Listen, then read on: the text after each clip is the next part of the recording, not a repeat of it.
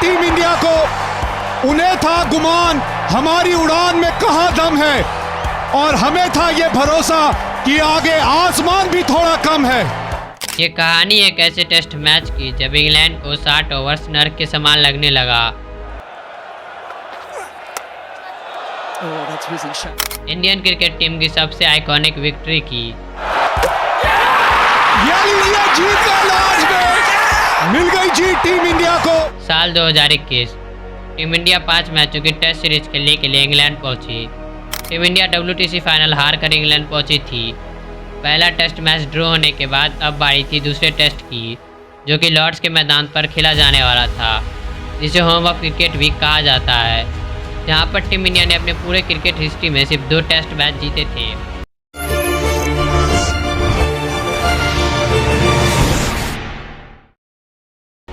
England के captain जो root ने टॉस जीतकर पहले फील्डिंग करने का फैसला लिया, जिसका जवाब इंडियन ओपनर्स ने गजब तरीके से दिया। जहां रोहित शर्मा ने 83 रन मारे तो वहीं KL राहुल ने 127 रन मारे।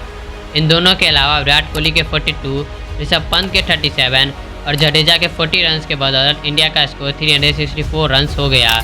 इन 364 रन के जवाब में इंडियन बॉलर्स के सामने एक नाम आड़े आ गया, जो रूट। इंग्लैंड की बैटिंग 1.5 दिनों तक चली और इन 1.5 दिनों में एक भी ऐसा इंडियन बॉलर नहीं था जो रूट को आउट कर सके, और जो रूट ने 180 रन मारे, जिससे इंग्लैंड अपनी पहली पारी में 391 रन बनाने में कामयाब रहा। तीसरा दिन खत्म होने तक यह मैच एकदम बैलेंस लग रहा था, लेकिन जैसे ही चौथे दिन का पहला सेशन शुरू हुआ, मानो इंडियन बैटर्स बैटिंग करना ही भूल गए हो। अब 8 बैटर्स में सिर्फ अजिंक्य रहाणे ने 50+ स्कोर किया। दिन खत्म होने तक इंडिया 181 रन पर 6 विकेट खो चुका था, और लास्ट डे का पहला हाफ एन आवर भी पूरी तरह से इंग्लैंड के फेवर में रहा। सेकंड न्यू बॉल के साथ इंग्लैंड के बॉलर्स ने पहले ऋषभ पंत को चलता किया और फिर ईशांत शर्मा को।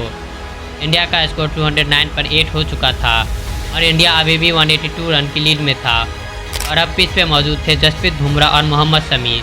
अब इसके आगे जो कुछ भी होने वाला था उसकी चिंगारी दी थी तीसरे दिन के एंडिंग मोमेंट में हुए बुमराह और एंडरसन के बीच झगड़े ने, जिसकी शुरुआत हुई थी बुमराह द्वारा फेंके गए 4 नो बॉल्स से, और वो चारों के चारों नो बॉल्स बाउंसर थे। इससे एंडरसन गुस्सा हो गए और बुमराह को अनाप शनाप कहने लगे, जिसे बुमराह के साथ साथ पूरी टीम इंडिया सुन रही थी। मगर जहाँ इंडियन प्लेयर्स का फोकस मैच जीतने पर था, तो वहीं इंग्लैंड के पेसर्स का सिर्फ एक मोटिव था, बाउंसर के बदले बाउंसर। मगर जिस बदले के आग में बाउंसर फेंके जा रहे थे, उसी आग ने इंग्लैंड को राख कर दिया। बुमराह और शमी ने इंग्लैंड को पूरी तरह से रंगड़ दिया। जहाँ बुमराह ने 34 रन मारे तो वहीं शमी ने 56 रन मारे, और लंच के कुछ देर बाद कैप्टन विराट कोहली ने पारी को डिक्लेयर कर दिया। शमी और बुमराह की 89 रन की पार्टनरशिप ने इंडिया को 271 रन की लीड में पहुंचा दिया। अब इंग्लैंड को जीत के लिए 60 ओवर्स में 272 रन बनाने थे, जो कि मॉडर्न एरा में बिल्कुल ही आसान काम था। वहीं दूसरी तरफ बुमराह और शमी बैटिंग करके थक के बॉलिंग करने वाले थे, लेकिन कैप्टन विराट कोहली के एक स्टेटमेंट ने इंडियन बॉलर्स के अंदर एक ऐसी आग भर दी थी जिसमें पूरा इंग्लैंड जल के राख होने वाला था। For 60 overs they should feel like hell out of their. England की पारी की शुरुआत बहुत खराब हुई।